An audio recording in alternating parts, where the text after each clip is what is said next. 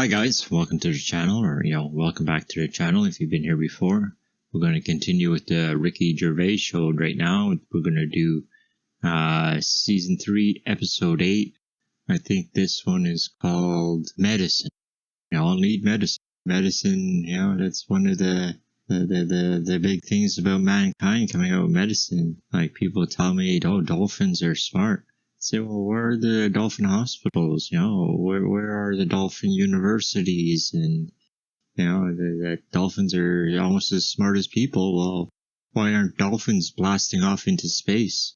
I don't know, but medicine, I think, is a big thing for mankind. Be able to fix us up, patch us up, get us going again. So this is medicine. Let's watch and see what Carl's got to think about it. But before we do, I got to remind you to like the video if you liked it, subscribe to the channel, turn on your notifications, pass the video around, and now we can watch. So, this is the Ricky Gervais Show, Season 3, Episode 8, Medicine. Let's watch. For the past few years, Ricky Gervais, Stephen Merchant, and Carl Pilkington have been meeting regularly for a series of pointless conversations. This is one of them. Testing. Is that all right? Hello and welcome to the Ricky Gervais Show with me, Ricky Gervais, Stephen Merchant. Hello. And the little round-headed buffoon that is Carl Pilkington. All right.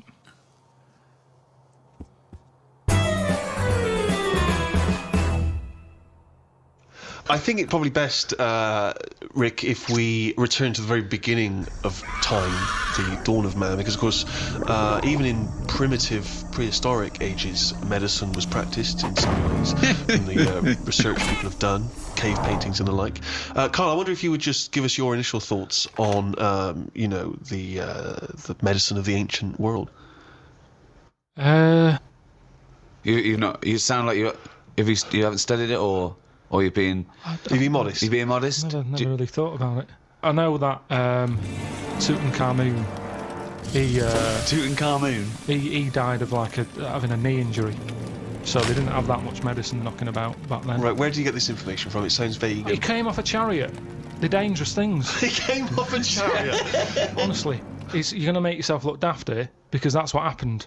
Imagine that. In a room with Carl Pilkington, we make ourselves look daft. That would be incredible. Shall we move on to the ancient world in terms of Egyptians, the Greeks, the Romans, of course, because they made huge advances, particularly the Romans, who understood, of course, the importance of sanitation. Famously, their streets were clean. Yeah. Don't you think that if we hadn't have cleaned up as much, that, I don't know, we'd be stronger? What? Well, I know what you mean. Yeah, they say let your kids eat dirt. Yeah, of course. Well, that's exactly what immunisation is, giving you a bit. Yeah, but it's gone mental now. Whenever a baby's born, he's drugged out of his eyeballs. It's only about a week old. They're giving it all sorts of shots. Like what? Loads of stuff for whooping cough. Yeah, you don't want whooping cough. Tutankhamun could have died of whooping cough. No, but did you give it loads of stuff? And now it's like, I don't know, it's making us weak. There's this big thing, like the superbug, where people took half the course of antibiotics. It was almost like an immunisation to the bacteria and virus against the antibiotics. That's what I mean. So, yeah, we need some germs, as you'd call them. But there are some that we have eradicated. I mean, I think it was in our lifetime that they eradicated smallpox from the world. There are rumours, of course, that both Russia and America still have the smallpox virus under lock and key, which they could theoretically breed and use in a chemical warfare situation. Well, there was a bit of a scandal a few years ago, I think 10 years ago, where in a university laboratory, someone came across a marked yoghurt pot in deep freeze that had smallpox in it. When you say it was marked, was it like someone's put their name on it because they don't want someone to eat their smallpox yogurt? No, I think they looked into it, and it was the deep frozen smallpox virus. What I mean is, it's under lock and key or frozen at minus 200 degrees centigrade. Why? Under lock and key and all that. It's not good enough. Get rid of it. Why are they keeping a little tub of smallpox knocking about? Well, are they not meant to be? Well, No, that's but a what was he doing lesson. there in the first place? To me, that's like in James Bond, where they don't kill him when they have the chance. He's always that little thing of, let's play with danger, let's keep a bit. Yeah. Well, it's Pop it probably next to AIDS in the Chiara bottle. I don't understand why you'd store that.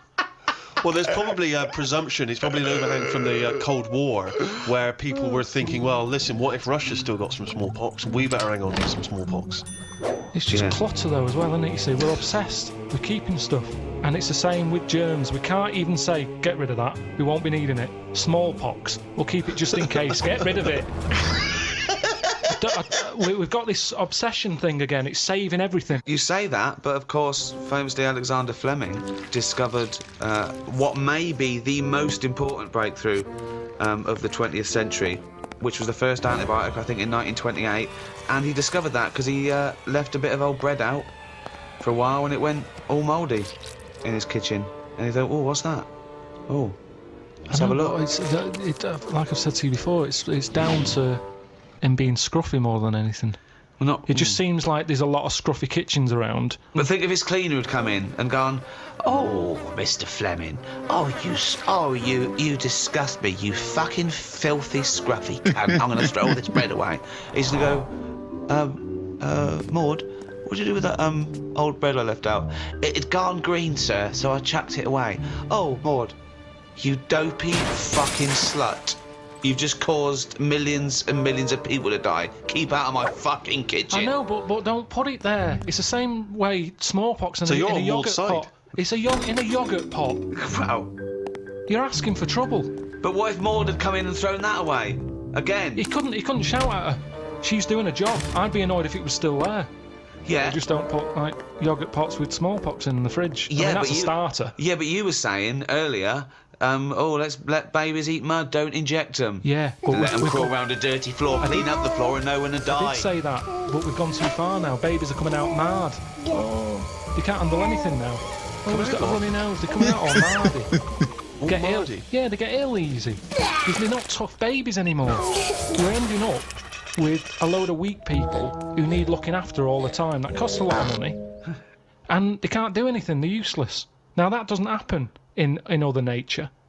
If a little weak bird is born, you see Bill Oddie saying that won't last. He says that won't last a week, and he's right. You watch it and he says, "Oh, that third baby that came out, it died." And But he what's was your right. point, Carl? That modern My medicine, point- which can help people live to the age of 75, 80, that it shouldn't be doing that? It should just- let people just die off? Well, here's something, right? The estate that I grew up on, there's a woman there, Yeah. Scruffy Sandra. I like her already. Oh, it's great. It's so descriptive. Now- She had no chance, even if she cleaned up her act. Yeah. She'd come in looking like Pretty Woman. You go, "Oh, Scruffy." No, What's so, the point? What is the point? so Fucking the hell. thing is, she used to always get on these buses called dialer rides that were sort of like posh taxis. You could call for one, it'd come round to your house, Yeah. and it would pick you up, and you'd pay like 50p. But They you would were pick like- up a bunch of other people as well. Yeah, on the way. So it would take ages Oh, to what get a to where nightmare you go. that is. No, it's good though. It's kind of a bit of a day out. Old people used to love it because you'd get to see things. Right. And you'd hear a call coming in on the radio that Scruffy Sandra's being picked up. Oh God! And she'd always have loads of bin bags with her for some reason. Now the thing is, Well, she sounds clean. she stunk. Well, she's taken out the Was bin she bag, though. homeless? No, she wasn't homeless. No, she used to she just didn't bath and that. She just stunk. But the weird thing is, Why do they call her Stinky Sandra? she never was ill. Right. People didn't sit next to her Yeah. because she stunk. Yeah. Now, because of that, anyone who might have had a bit of flu or a cold never sat next to Scruffy Sandra Right. because she stunk. But that was good. That was like a protection thing for her because she knew that because she stunk, no one wants to sit next to her. She wouldn't pick up the germ. Right. No, but this is quite... Your point is, in order to fend off illness, you have to not bathe. And so you stink. So you're saying that it wasn't that she'd built up an immunity, it was that she stank so much that flu wouldn't come near her. This be is a lot such of a you. specific example. It's not applicable in any other scenario. There's always colds, there's always flu. It's whether your immunity is good or bad. That's interesting, isn't it, that more sort of colds are spread through shaking hands than people, just taking in the air. That's why some sort of germaphobes don't even shake hands anymore. Yeah, well, that's going too far, because they're going to die or something. You can't be that paranoid. You've got to get on with your life. Loneliness. And it's good to feel ill, because when you feel better, you appreciate how good you feel. Doesn't make any sense at all. It's good to feel ill. Doesn't make any sense at all. No, it does afterwards. The other weekend, when I was ill, I don't know what was up with me, but I got something. Symptoms? Went to the toilet a lot, felt sick at the same time, got a sweat on, felt weak, had the shakes. Just a bug, yeah. Lasted probably about 24 hours. After that 24 hours, you go, oh, I feel good again. It's nice to feel good again. And it makes you appreciate how good you feel. Now, sometimes I don't know if I feel well. It doesn't make any sense at all either. What do you mean? Sometimes you don't know whether you feel well? Because I've been in my body for years. Here he goes again. Go on, yeah. Here he goes again. Now, the two minds. If there was some sort of kit that the doctor said, how are you feeling, Mr. Pilkington? And I go, oh, I think I feel all right. And they go, well, do you? I don't know. And they go, well, step into the machine, right? Get into the machine, and if he could somehow transfer my feeling into his body so I could feel how he feels, and then he can feel how I feel, and he'll go, oh, you're not well at all. Your heartbeat's irregular for a start. You're a maniac. This is... I No. don't know what's going on here. Because why did you just said that if you feel well, Because you don't know if you Hang feel on, let's well. get this machine built. Sorry, why are people bothering studying AIDS? We got to get this machine built. Listen, this machine could do a lot of good if they could do it. Why? Because some people, you hear about people who go, oh, I think I've got a bit of wind. Before you know it, they drop down dead. Right? Because they didn't know. They just, well, didn't Mr. Jones have a sweat on, Mrs. Jones, before? Oh, yeah, he did, but he always had a sweat on. Well, didn't it bother him? No, he was used to it. Happened for years. Why didn't you come in? Oh, So, he and felt what would all the right. machine do again? The machine would make my doctor Yeah. feel like me. So because there's too Mr. many ill Jones went to the people. doctor and said, oh, I've got a sweat on, right? Right, so he'd go, well, I'll tell you what, get in the machine. So Mr. Jones gets in the machine. Yeah. The doctor hits the button. Mr. Jones gets into the doctor. The doctor goes, you have got a sweat on. I'm familiar with this because I had a fella in the other day with a similar thing. Take 3 of these. You are a mental case. I don't know what this is. Because- But why can't what the is doctor this- make that observation like a doctor Yeah. does? Why What can't the is this- doctor, using his knowledge, observe the person tell with the you sweat why. on? I tell you This is why. like a scene from Ghost. This is like Patrick Swayze. Listen, when my nerves were short, Are they not short already? Have they extended since then? well, I just have to do stretches and it's pull them about. Right. But when I had that, I'm not very good with words. Go on. So when I was going in saying, Doctor, my knee's aching, and he'd go, what sort of ache is it? I don't know. Yeah. I don't know. It's just an ache. And Toothache. It's like a toothache in my no, leg. but it's different. Go It's on. a different ache. Now the thing Arseache. is, It's like an arseache. it's hard to explain an ache. So he'd Yeah. have to feel the ache and then he could make an assumption from it. Thank you. So he would presumably go through training going in the machine and they'd bring in various sick people and he would experience and feel every single ailment. Great. Yeah, but over. Doctor, I'm going to let you know now what a swift kick in the bollocks feels like, just in case you ever have to diagnose that. Oh, you God! I can't remember that one. Yeah, but Doctor, now you're going to feel a spike up the arse. it's all about. Oh, I can't remember that one. Okay. No, Doctor. couldn't I just wait until the man comes in with a spike up the arse? No, we got to tell you so you know But when I you reckon I feel could it. assess it if he's coming, he's got a spike up his arse. I'd You've be got able to to tell. experience everything before someone comes in and gets into your body like Ghost, and you'll know what it is. Hey, listen, let's not dismiss this idea out of hand, of course, because you'll famously remember, Rick, that Carl had the idea of a man who can grow backwards. So he's born as an old man, and when he dies, he's a young baby. And with all ideas comes something. Einstein said that. He said if an idea isn't. Go on. Uh, Wait. Just what let did him Einstein finish. say? We've got an Einstein quote here. Yeah. This is a historic day. Carl, sorry, what were you saying? what did Albert Einstein say? He just said something along the lines of. Well, no. Give us the Come on, quote. do Give us it. the No, quote. it doesn't matter about how he don't. worded it. It's the point in hand. Well, I think it is. I think a quote. I think like all, any sort of poetic content of anything is exactly how it's worded. So just what did Einstein It's say not, exactly? no. It's not, no, it is, yeah. Well, he said something along the lines of Go on. an idea. If an idea isn't daft. Oh, start again. No, come on, let's hear it. No, because he started. Because he He said if an idea isn't daft, it isn't worth thinking about. What? Say it again. If an idea isn't daft, it isn't worth thinking about. I can't imagine him saying No, I daft. can't. No, well, it was something like that though, meaning that every new idea seems a bit mental, Yeah, right? it's a good But point. then it leads to something. Well, I'm not sure that but I no. think if we were sat with Einstein now and you'd brought up the machine that allows doctors to feel, I don't think he'd be saying we should pursue that idea. There's some ideas that go, I think the Earth might be round. People go, oh, you idiot, it's flat. And then there's people who stand in doorways covered in crucifixes with tinfoil on their head saying, Jesus is in my cock. Yeah. But, now, he's a mentalist. yes, but what I'm saying is, wouldn't you have said it was mental years ago when someone said, I'm going to make a machine so I can look inside your head? Years on, hello, get in the machine, we've got an MRI scanner.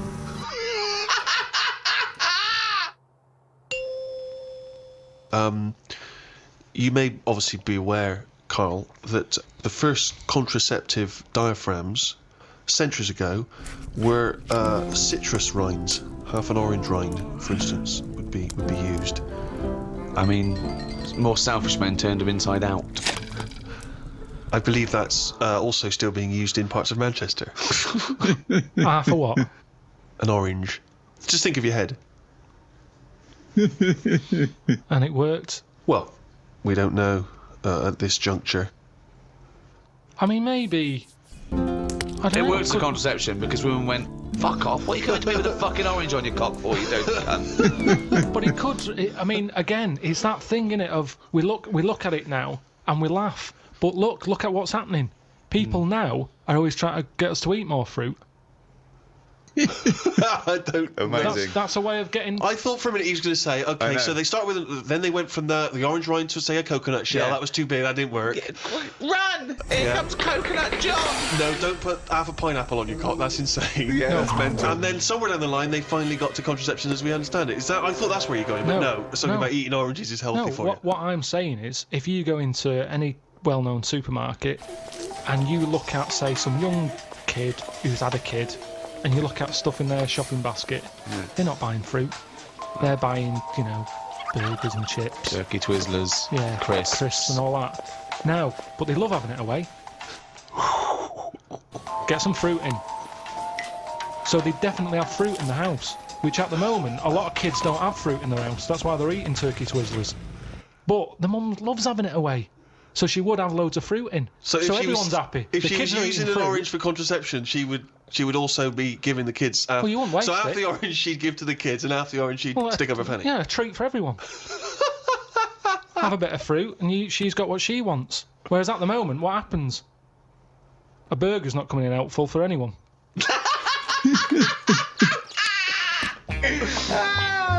If you want me tonight, pop a sesame seed bone on your cock. Take out the fucking pickle. No one likes the fucking pickle up the fanny. Oh, he's a bloody romantic. He popped a plum roast sausage up my fanny yesterday. He loves me. Oh, fuck no. Modern man, in a sense, with all the technology we have, can play God. And this is something which is huge now. A lot of ethical discussions about things like stem cell research. Should we be interfering in what should be a godly terrain? You say no straight away. Straight away, no. I think they're sort of like messing about now. I think that's the problem. We've got the tools and they like to use them. And that's what happens. I've got a sander for Christmas. And I can't wait to sand stuff. I can't even think of enough things that need sanding. But I want to use it. And That's the sander. And that's the problem, innit? If you've got the tools, you can't have the tools and so pop them in the shed. Well, no, I don't want to use them. A new tool, eh? Right, sand the shed down. That's the problem, innit? All these, medical people. That's what happened in the Hulk,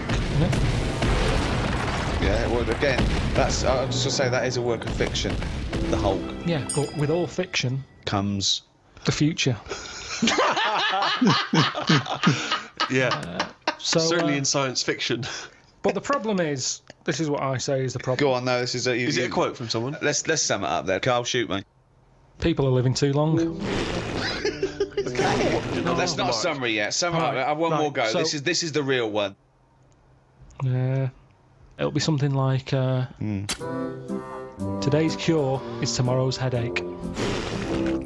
It's alright? That's all right. Because what I'm saying there is, Go on. we can come up with stuff. We can come up with a tablet to get rid of headache. Tomorrow, your headache's gone. Your legs hurting. So today's cure is actually tomorrow's leg ache. So today's cure is tomorrow's leg ache. Yeah. But ages ago, I said to you, don't solve problems. Yeah. Because a problem solved is a problem caused.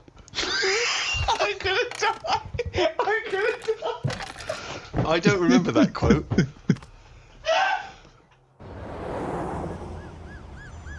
Medicine is the art or science of healing, and that doesn't always have to be a drug or a surgery. We mustn't just forget that some people don't need medicine, they just need help. For example, there are people that help disabled people have intercourse. There's someone that actually helps the man put in his penis to the woman's vagina. They leave the room. What? I've never even heard of this. It's true. Absolutely true. They're Steve? helpers. Yeah, no, I believe that is the case. Yeah.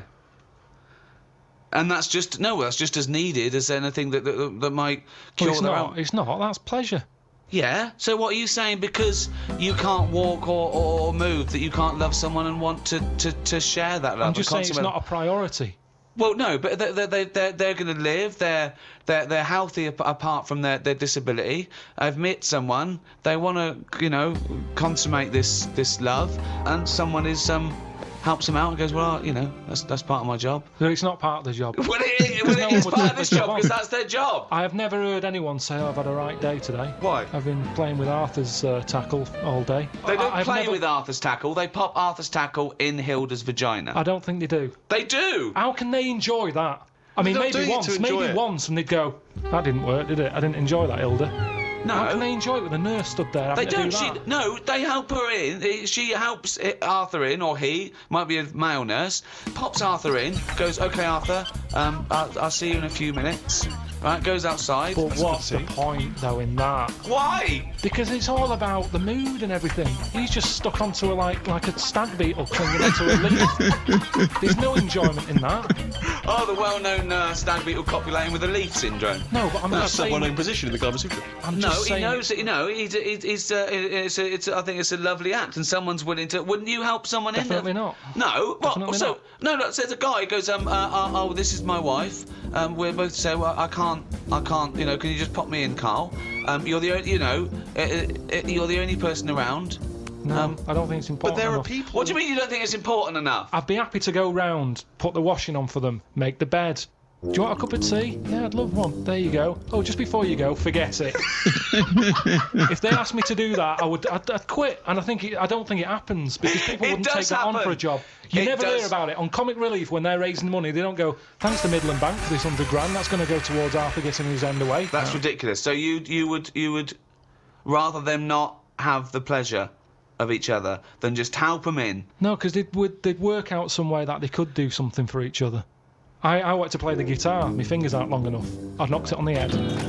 It's the same thing. If you can't do it, don't do it. So are you telling me, right? Okay. Supposing there's a little fella who's got no arms, no legs, right? Right? Little Bob. Okay. There he is. All right, Carl. Right? He's got a friend, another little fella with no arms and no legs. All right, Carl. Right? They love each other. Two little fellas, two little dwarves with no arms and no legs. Okay, lovely little fellas. They get married. Okay. Yeah, Carl, you can't put my penis up my boyfriend's bottom, can you? No, I You go, can't. No. Why not? No, do you need anything else doing? No, I'm fine. Yeah, No, it's weird how you can manage everything else. Well, no. I'm here to help you. Everything else seems to be sorted. Well, I'm just in the chair. Why do you need help in this department? Well, because he's over there and I'm here. And if you just pop me in and just No, leave I'm it not there. doing that. It's not good for you. You've lost your arms and legs. You'll be losing that soon if you carry on sticking it up there.